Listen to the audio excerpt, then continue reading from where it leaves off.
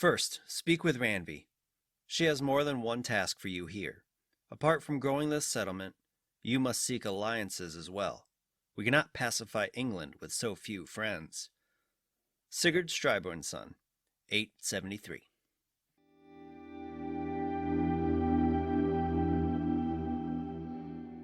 Hello, I'm Andrew, and I want to welcome you to Visions of the Past, a podcast all about the lore of Assassin's Creed. This is episode 73, and today we're going to talk about the time that Eivor Varinsdottir spent in England. I know you might be wondering why we're talking about Eivor Varinsdottir again, only 3 weeks removed from the last time that we spoke about her. The simple answer is that in just a few days, we will see the first DLC expansion to Assassin's Creed Valhalla in the Wrath of the Druids, and I want to cover her life in preparation for this DLC. Before we start talking about her life, I will say up front that we are not going to go into every little detail of it, because if we did that, we'd end up with 3 or 4 separate podcasts because of everything that happens in Assassin's Creed Valhalla. So what we're going to do instead is hit the major life points that Eivor experienced between 873, when she arrived in England, and 878, when she discovered the identity of the Grand Magister of the Order of the Ancients. With that being said, we pick up just about a week after Eivor left for England in 873, when the group that Eivor was with found the old settlement of the Sons of Ragnar, fighting some bandits and realizing that the settlement was abandoned. Over time, they expanded on the settlement, building a forge, a bureau for the Hidden Ones, among other buildings.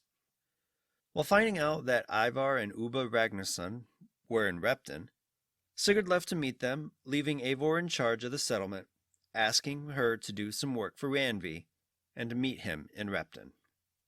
Ranvi explained to Eivor that Sigurd wanted her to create alliances throughout England, and that she can start with Sigurd in Leicestershire to meet the Sons of Ragnar Lodbrok, or head to Grantonbridgeshire to meet the leader of the Great Dane army Guthrum and his second-in-command Soma, but she also needed to talk to Hytham before leaving.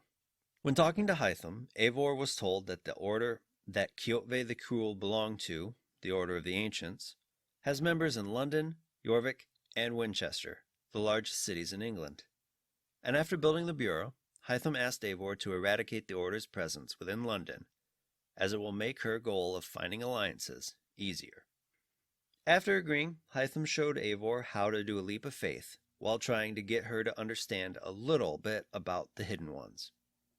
After her leap, they returned to Ravensthorpe, and Hytham reiterated how their goals aligned, and to prove the deaths of the Order of the Ancients, to bring him the medallions that they carry, like the one that she took off Kjotve. Agreeing, she stated she would talk to Ranvi about London. Before she left, though, Hytham asked her to also keep a lookout for the symbol of the Hidden Ones in her travels, and to look for the old bureaus around England, as there should be documents there that will aid in his studies.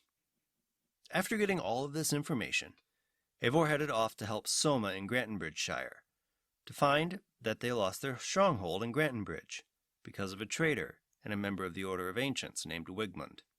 By helping with these 2 issues, Eivor gained Soma's alliance, and Eivor also gained the Drengr, or warrior, Birna.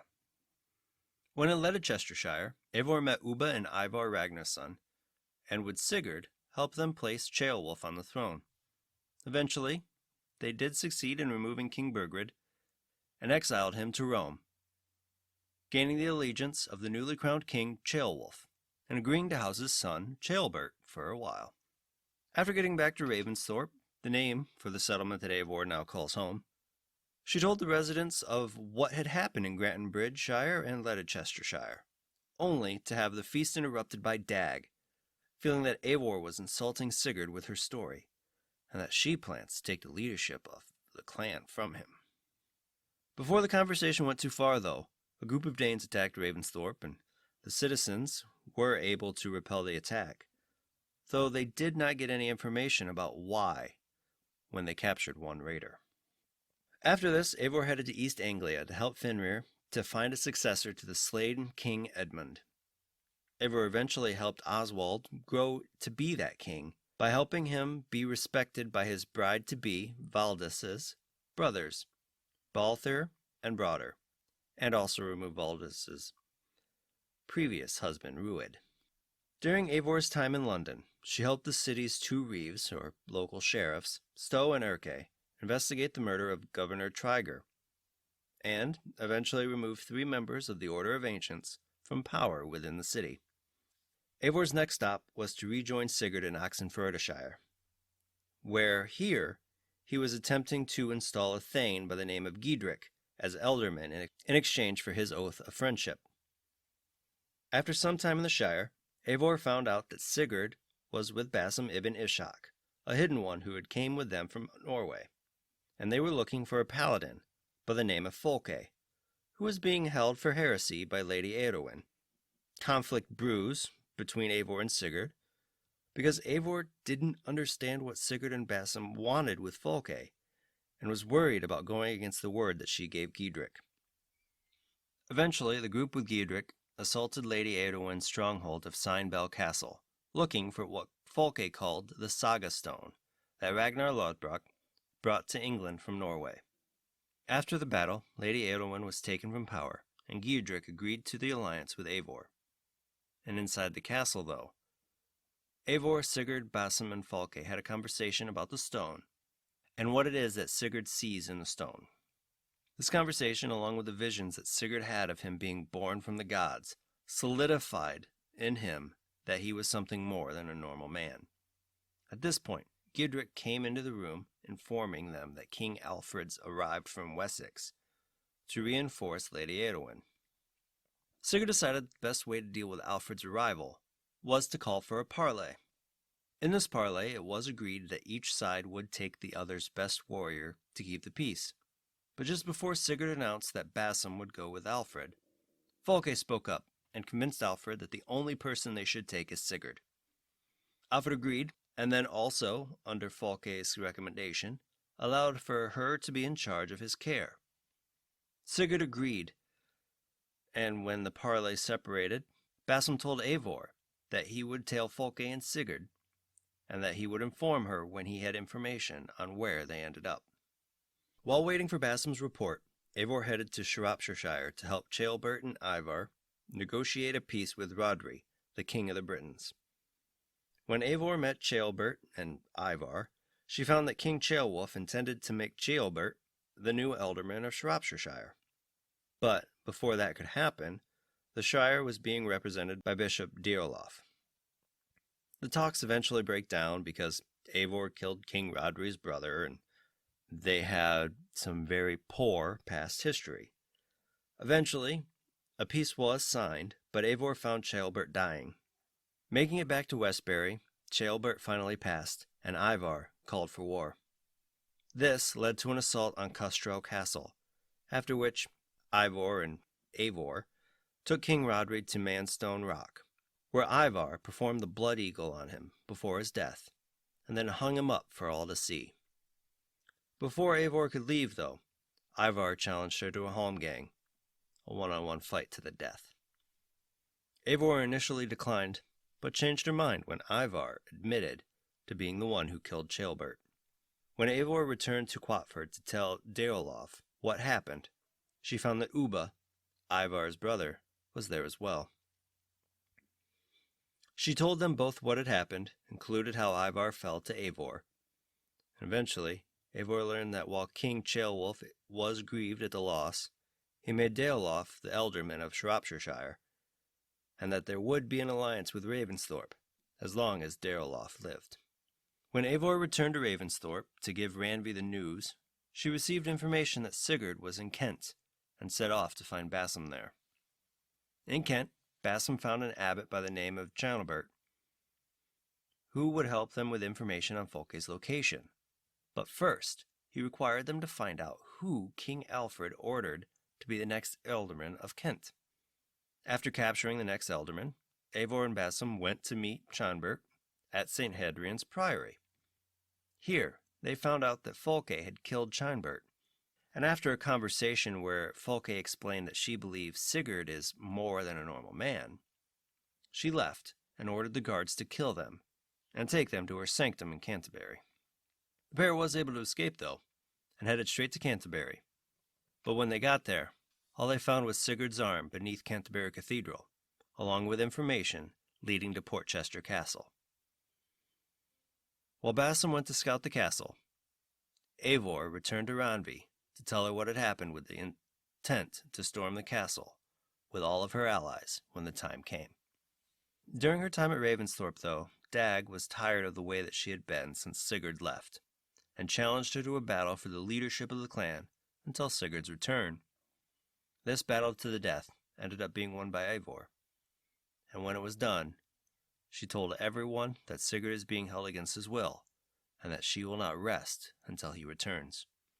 While waiting for Basim's report, Eivor hears a story from a man named Hunwald about how a secret order had chased him from his home in Lincoln, even though his father is Elderman. Eivor then agreed to help him get home, and when in Lincoln, Eivor found that Hunwald's father was dead and that a new Elderman needed to be named. While Eivor was able to cast a vote for the new Elderman, eventually she learned that it was Haralfrith that was the member of the Order of Ancients, and hunted him down. After returning home and telling Randvi of what had happened, she was then summoned by the Elderman of Essex, Barristan. While there, Eivor helped Barristan break up his arranged marriage with Lady Estrid, allowing for him to chase the woman that he really wanted to be with. When Basim finally reported that it was time, Eivor called for all of her allies to meet her in Cronadine. Once there, she finally met Guthrum, though their interaction was not one that looked favorably on Eivor. But they did eventually lay siege to Portchester, which ended with Eivor killing Folke and Sigurd being set free. It wasn't long, though, and reinforcements from Winchester showed up, and Eivor stayed to fight them off, while Basim helped Sigurd get to Ravensthorpe. When Eivor returned to Ravensthorpe, she found the town in the middle of a feast to celebrate Sigurd's return. Though Eivor did find that Sigurd was in a foul mood, which led to an argument between the two on why it took so long to save him, and how he now knows he is much more than people think. Though Eivor still had a hard time understanding what he meant. Around Yuletide in 874, Eivor found herself in Jorvik, looking for Hjor and Lavina, people that she knew from Norway, and found that they served under King Rege of Northumbria, and that Lavina was worried that the king was a target of the criminal organization, the Red Hand. Eivor ended up looking for the Red Hand and found that they were led by 3 members of the Order of the Ancients, with the goal to replace the king with one of their own. Eivor did end each one of their lives, saving the king in the process, and securing the friendship of Lavina and Hjor. Upon Eivor's return to Ravensthorpe, Hytham stopped her and informed her that Gorm, the son of Kjotve the Cruel, the man who had personally killed Eivor's parents, had entered the Order of the Ancients, and was doing something in Vinland for the Order. Eivor agreed to see what they were doing there and to silence Gorm. When she met with Randvi about Gorm in Vinland, she was told of a woman by the name of Nessa who would take her to Vinland, and that she would be found at the docks. Unfortunately for Eivor, when she approached Nessa, Randvi reminded her that she needed to go to Vinland as a slave, as to not raise suspicion. After a long 3-week journey, Eivor arrived in Vinland and started her search for Gorm. She did find an ally in Olav first, who showed her where to start searching for Gorm and how to trade with the natives. When Eivor caught up with Gorm, she found that he had a crystal ball that he spoke to while looking for a gate that he thought the ball would open. After Eivor killed him, she gave the ball to the native people, after telling them the story of the death of the Norse skald, Balder. Eivor returned to Ravensthorpe 3 weeks later to a greeting from Halfdan Ragnarsson, though when she got to his camp, she found that it was abandoned from a battle. Eventually, though, she came into contact with Faravid, who she met in Jorvik, who then took her to meet Halfdan. Halfdan, in turn, asked her to investigate Faravid to learn if he was loyal or working with the Picts. Eivor did spy on Faravid and helped during the war with the Picts, but found that instead of Faravid, it was King Rouge that was the traitor. After seeing Halfdan take the crown for himself, Eivor left with a sign of friendship from him. After Eivor got home, she found that her blacksmith Gunnar had gone to Gloucestershire in search of a wife. Eivor ended up going to help Gunnar, but was framed for the death of the local alderman, though she was eventually able to clear her name and watch the burning of the Wicker Man. When Eivor returned to Ravensthorpe this time, she had an invitation to meet Vili and his father Hemming, more friends from Norway, in Nottinghamshire. Turns out, Eivor was summoned because Hemming was dying and wanted her to show Vili what it meant to truly lead. After Hemming's death, Eivor helped with the preparations for his funeral, and after saving Vili from the Picts, even helped pick who would succeed Hemming as a Jarl of their clan. Eventually finding her way home, Eivor found that Hytham received a letter from a poor fellow soldier of Christ, asking her to head to Winchester and help remove the order there. She did go, and met with King Alfred himself, who asked her to work with his reeve Goodwin and stop an assassination attempt on his life. Eivor did help, stopping 3 members of the Order of Ancients in the process. After doing this and telling Alfred, she was given the choice to convert to Christianity or die. She chose not to convert, and was then forced to run from Winchester with guards looking out to kill her. At this point in her life, Eivor has gained multiple allies throughout England and hunted the Order of Ancients to near extinction. But when she came home from Winchester, she was asked to speak to Sigurd, who wanted to go to Valhalla and experience life and glory everlasting, asking her to trust him and take her back to Norway so he could say goodbye to his father Striborn and to achieve his destiny. She did do this, but the conversation did not go well with Striborn. Afterward, though, while Sigurd led her to an Isu vault hidden within Norway, she spoke of a vision that she had before they left for England, and what it meant for them. Sigurd opened the vault by speaking words of the Isu language that was written on the Saga stone, and allowed for them to descend into the vault. Eventually, they found a machine that attached to their backs, and led them to a simulation of what they thought was Valhalla. After what felt like days, Eivor did realize that it was a simulation, though, and chose not to be there anymore. Unfortunately for her, she held the memories of the Isu Odin, and he didn't want her to leave. While Eivor fought Odin to get out of the simulation, she came to realize that she was attached to him more than she realized, and by dropping her axe, she was able to reject Odin and leave the simulation. Things didn't get much better for her, though, when she got out.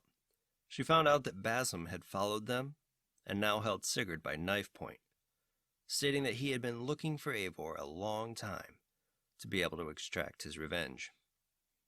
A fight did ensue, but Eivor was able to get him into a position that allowed for Sigurd to trap him in the Valhalla simulation, after which Sigurd decided that it was best for Eivor to fully lead the Raven clan, and the two left the vault to return to England. When they did finally get back home, Eivor decided to help Guthrum in his final push against the Christians, calling for her allies to meet her on the River Thames. On her way out, the seer Valka stopped her to tell her of a prophecy that if she left, she would win the battle but lose the war, and the home she left will not be the one she comes back to. After meeting with Guthrum at a parley with King Alfred and Reeve Goodwin, the army under Guthrum burned Wareham and planned to attack Alfred. This came at Chippenham, which was a decisive win for the Danes, causing Alfred to flee, and it cost Goodwin his life. This wasn't the last time we saw Alfred, though, as when Eivor got home, she had another letter from the poor fellow soldier of Christ, calling her to Ethelney to finish her removal of the order. Once she got there, she found it was actually Alfred who led the order, even though he did not want to, and that with his medallion, the order was no more. Surprisingly, she took it and left him in peace, though he did claim that he planned to rebuild the order into something new under the light of Christ.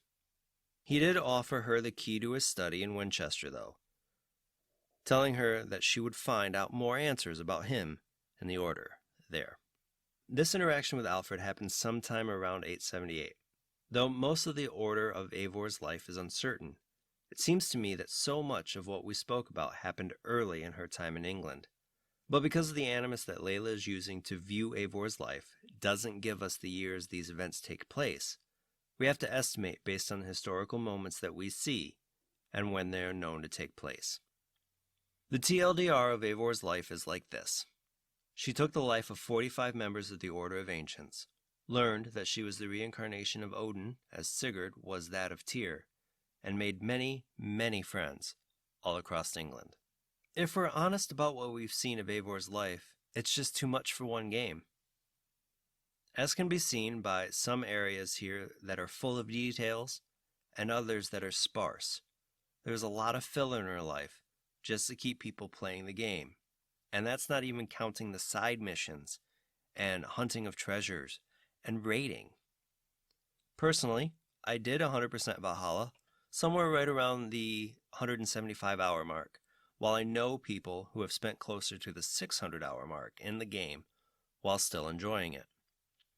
I am excited for the DLC, I just got tired of the grind of the game.